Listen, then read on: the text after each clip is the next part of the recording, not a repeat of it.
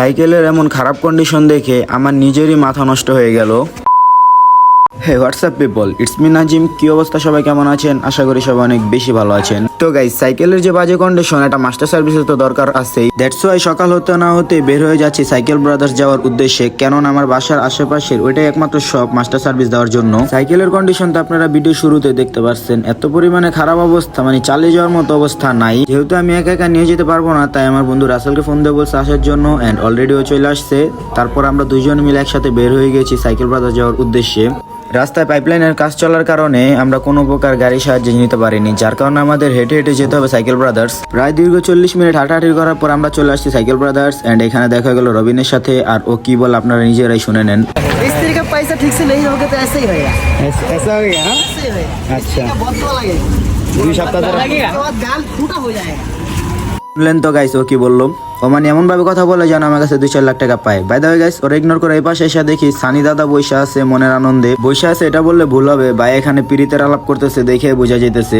এরপর ভাইয়ের পিরিতের আলাপ থামিয়ে দিয়ে আমি ওনাকে সবকিছু বুঝা বললাম যে সাইকেলের কি কাজ করতে হবে। পরই সানি ভাই লেগে যায় তার কাজে, আর পিছনের চাকা খুলে দেখো ওটা টিউব আমার কপালের মতো ফুটা হয়ে আছে। পর ফ্রন্টেরটা খুলে দেখো এটা তো অনেকগুলো চোরা লিক আছে, প্লাস আগের অনেকগুলো লিক ছিল।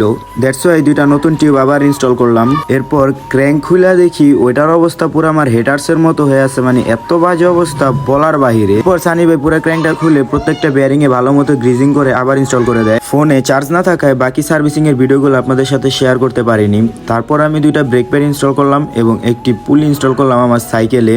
সবকিছু ইনস্টল এবং পারফেক্ট টিউনিং শেষে আমি আমার সাইকেলটিকে সুন্দর মতো ফরমাশ করলাম, তা আবার নিজের হাতে। এরপর ধুয়ে মুছে সাইকেল ঝকঝকা ফকফকা করার পর আমি আর আমার বন্ধু বের হয়ে যাই গ্রাউন্ড যাওয়ার উদ্দেশ্যে। যেহেতু 3টা বেজে গেছে, এখন আর বাসে গিয়ে লাভ নেই, তাই আমরা বের হয়ে গেলাম গ্রাউন্ড যাওয়ার উদ্দেশ্যে। সানি ভাই বললো সে নাকি আসবে গ্রাউন্ডে, তাই আর বাসে গিয়ে লাভ নেই, সোজা চলে গেলাম গ্রাউন্ডের দিকে। পর গ্রাউন্ডের দিকে ঢুকে দেখি কয়েকজন আমাদের আগে এসে হাজির। তারপর আর কি ওদেরকে বললাম ব্রিজের দিকে চলে আসতে। এরপর ব্রিজে গিয়ে দেখি সানি ভাইরা আমাদের আগে এসে হাজির, এন্ড আমাদের আগে চলে আসতে তারা কিভাবে এটাই বুঝতে পারলাম না। এরপর ফোকাস করলাম তন্ময় ভাই সহ আরো কয়েকজন এসে হাজির। তারপর আর কি সবার সাথে হাই হ্যালো করে শুরু করে দিলাম স্টান্ট প্র্যাকটিস। যদি আমি আজকে কোনো হেলমেট নিয়ে আসি নাই, তার জন্য অত্যন্ত দুঃখিত, কারণ আসার কোনো কথা ছিল না, হুট করে চলে আসছি। গাইস, আরেকটা কথা বলে রাখি, আমি কিন্তু সবগুলা ভিডিও ক্লিপ নেই, যার কারণে কয়েকটা ক্লিপ একটু উল্টা সিদ্ধ হয়েছে, তো কষ্ট করে একটু ম্যানেজ করে নিয়েন। এরপর সানি ভাই আমাকে বলে সে নাকি আমার সাথে ব্যাটেল স্টান্ট করবে। তারপর আর কি দুইজনে নেমে গেলাম একটু ব্যাটেল স্টান্ট করার জন্য।